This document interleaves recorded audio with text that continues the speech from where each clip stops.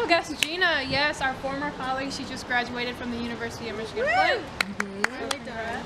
And of course, Miss Gia. Hey. And Miss Courtney. Hey. You may see a dog. Little Ush in the house.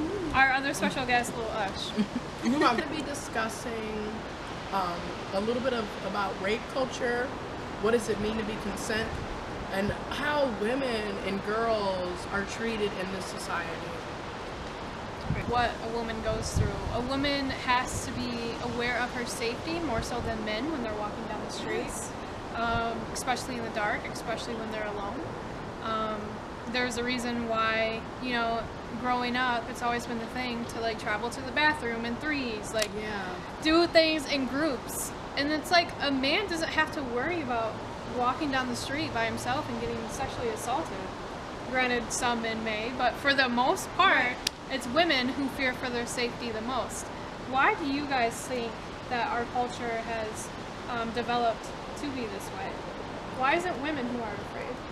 I think it's because of the whole mindset of male masculinity. They appear tough, they're not approachable, and they seem, you know, kind of overbearing and scary. That's the masculinity kind of mindset that we have, and so you don't want to mess with these people, and so they can walk around by themselves and feel totally comfortable in their skin, whereas we women we know that these guys can possibly be dangerous because of the mindset that we have, you know, and so we feel like we have to travel with other girls or other people in a group. Yeah, it's really unfortunate because it's like you should be able to watch a movie in a public place without being harassed the entire time.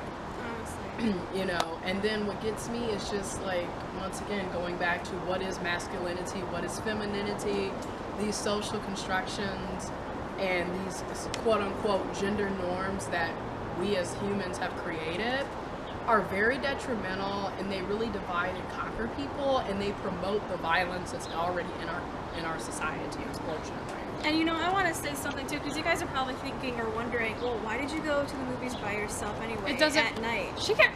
Honestly, why do we have to ask that question? She should be able to go to the movies by myself at night if I want to. It's always the woman's fault. Yeah. It's always the victim or the survivor's fault of the scenario. Well, she was asking for it. Well, she was wearing a short skirt. Well, she should have known better than to go to the movies by herself at night. No! It's always blamed on the victim or the survivor. So I just wanted to address that. I went, it was a spur of the moment thing. I was like, I'm going to go see The Legend of Tarzan, and it just so happened that nobody else was in the damn theater. So it's... Yeah. I think, very sadly, a woman in India was gang raped on a bus, a public transportation bus, gang raped, and then eventually murdered.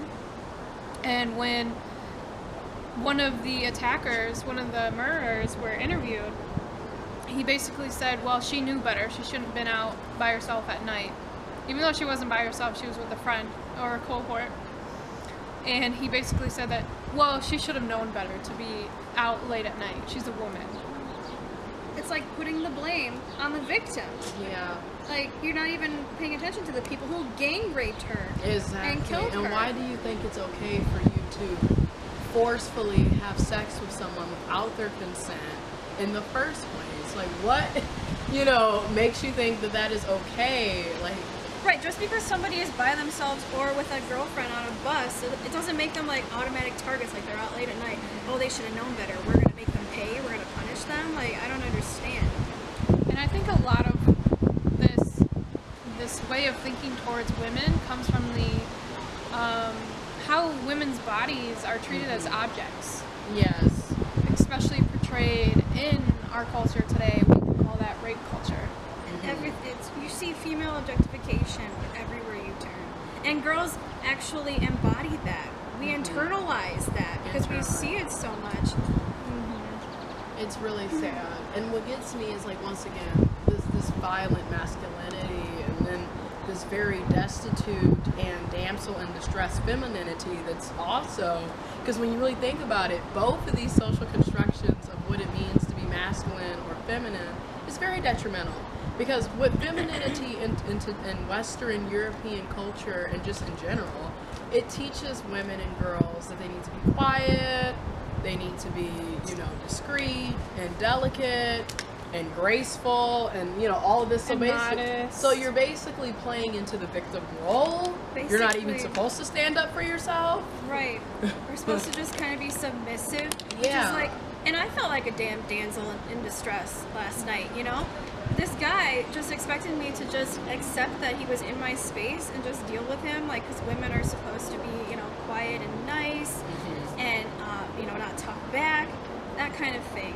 And me and Gia talked about this last night. What happened to consent?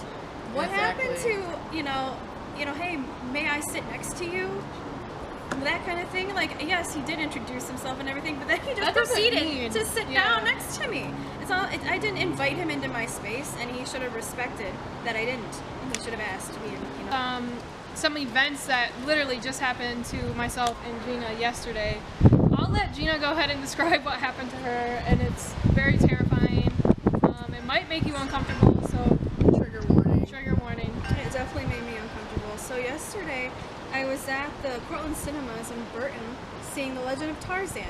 This was I think the show started at like 9:50, and so come like 11 o'clock or maybe even before that, I'm the only one in the theater. There were two people, a black gentleman and his daughter, but they got up and left and never came back. So I'm by myself, and a older black gentleman comes in the theater looking at me and starts talking. And of course, the movie's playing, and I can't hear what he's saying, so he comes closer and asks if I am by myself. Was there anybody else in the theater? And I'm instantly freaking out inside, like, I'm by myself in the theater. There's this black dude I don't know. And I said, well, there were two people. They should be coming back. They just went to the concession stand. I lied. And he's like, well, are you here by yourself? And I just wasn't thinking. And I said, yeah, I'm by myself. And he says, well, I'm Dwayne. And he shakes my hand and proceeds to sit down in the seat just one over from me. And he starts talking, saying, I work here. I just haven't punched in yet. I'm like, oh, okay. Like, what are you doing? I guess this is like a thing that he does. He just watches movies before he punches in or something with random chicks. And so I just keep watching the movie, and I've like got my things to myself. I'm texting Gia, like, there's this dude who just sat down next to me, freaking out, digging for my pepper spray. He continues to ask, like, are you married? Do you have a boyfriend? And I say, nope. I'm just trying to keep it as short as possible with this dude, so he'll stop talking to me, and maybe he'll leave because I'm so boring and not showing interest. But then he's like, you smoke? I'm like, no. He's like, oh, that's good. While the movie is still playing, like, this is action-packed. Like, I'm just trying to watch a movie. So eventually he gets up and he leaves, and he says, do you want anything refilled? And he drinks whatever. I'm gonna go punch in. So I was like, okay, hopefully he won't come back. But sure enough, like 10 minutes later, the movie's still going, and he walks back in, and this time he just stands in the aisleway and just looks and watches the movie and then watches me. Just like, I was like, if he has any like intent towards me, this is his way of like showing that he has domination of me, because he just is scaring me on purpose. And so finally, the movie ends. I had all my shit together. I had my pepper spray. And I was just because I was gonna walk by him and I was gonna hit him if he did anything. Because I was like, I don't know if this dude really works here. I don't know if his name's even Dwayne. So I walked by him and he says, now you have a good night. I said, thanks. And I just kept walking, and he continues to walk behind me, like a ways away. So again, purposely freaking me out. Like, do you not realize that you're creeping me out, dude? So I basically book it to my car, and then I text Gia that I made it, and he stopped following me. So that's my story from last night, and honestly, I think we really need to like evaluate and analyze what happened. I think I just like collapsed and started bawling in my boyfriend's arms. I think it's important here because, and that's what I mean. How do you think you have the right to get in someone else's car? You just jump in someone's car, and then two, stop harassing folks. And this is like the double standard, double whammy here. This is exactly why some cities and states have basically criminalized poor people from, panhandling. And they for example, where we live in Flint Township, you cannot panhandle in Flint Township near Miller Road on the highways. And they just put that in. And it's a double whammy, because in one way you don't want to criminalize people that are already marginalized, But then on the flip side, this is a case of people are being harassed. You're jumping in someone else's car. You're being unasked, uninvited. Yes, and it's like that type of stuff happens too, and it needs to be taken seriously, and people need to take precautions. What is going through your mind where you get into this 18-year-old's car and scare the shit out of them and scar them for life? And another thing is, how come the other white guy that was with him at the gym couldn't take him to the hotel or give him money? Right. He left him alone, but he found me. See, and especially in Gina's case, for example, in any other survivor or victim's case, normally we're only taught about 2 responses, and that's fight or flight.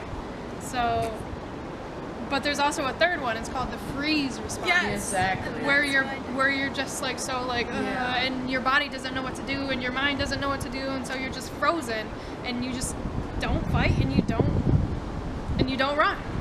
So it's important for us to realize, in like cases like this, it's easy for people to sit back and say, well, damn, why didn't she just drive away? Exactly. Damn, why did she just call the cops? Like, damn, you don't know. You don't know how you're gonna react or feel until you're in that type of situation. Right, and no one is going around thinking that this is going to happen to them. Exactly. So it's like you're not prepared for what's going on. You have no idea how to respond. And then this is why people have negative stereotypes about certain people. This is why when it's laid out, you see a group of men walking, you're going to walk the other way. Just being real. Is it right? Not necessarily, because you shouldn't be stereotyping, but then on the flip side, you have to be aware of your surroundings, and you have to take the proper precautions. Right. Because you being naive could lead to you being dead. And I feel like that's a common theme in literature and movies. It's like the damsel in distress, like, oh my god, I'm so like naive and I need a man to rescue me. And I feel like that's how it always is. Like there's never a woman superhero who's out there just kicking ass and taking names for herself. You know what I mean? It's always a man has to come along, and then even with like romance novels and movies, the woman is seen incomplete until she has a man. A woman is seen incomplete until she has children. It goes on and on and on. It's the same narrative. It's the same narrative. And I think it's important for parents as well to start treating their sons a little differently. Instead of telling your daughter not to wear those short shorts, how about you tell your son to stop harassing or stop being distracted by those short shorts? You know what I mean? It's like a lot of work. It's really ridiculous. But it's easy work. And we literally are blaming inanimate objects for our behavior. Like when you really sit down and think about it, you're blaming inanimate objects for your ignorant, irrational behavior. Right. Blaming the short shorts. Blaming what someone is wearing. And this goes across the sexism and misogyny. This goes into race issues as well. Oh, so-and-so's wearing a hoodie, they must be trying to kill folks. Or she's wearing, a bikini, she must want it. Right. Like, no, you're just an ignorant SOB. And that's really what it is. Little Ush is a Pomeranian. Excuse. Little Ush. Right now, he's getting love. Yeah, I think we need to. People need to stop sexualizing the female body so much. Yeah. Not just that, I think that women in general need to like step up and take like a stand against this. Like go to a self-defense class. We have a lot of those at UNFLA. Learn what is it? Taekwondo. Or I have my best friend. She is a black belt in Taekwondo. Like she can whip your ass. And now Courtney's saying how there are very few heroines in the story. Well, she is a heroine of her own story, and I'm damn proud to know her. Other people should kind of, take that into consideration.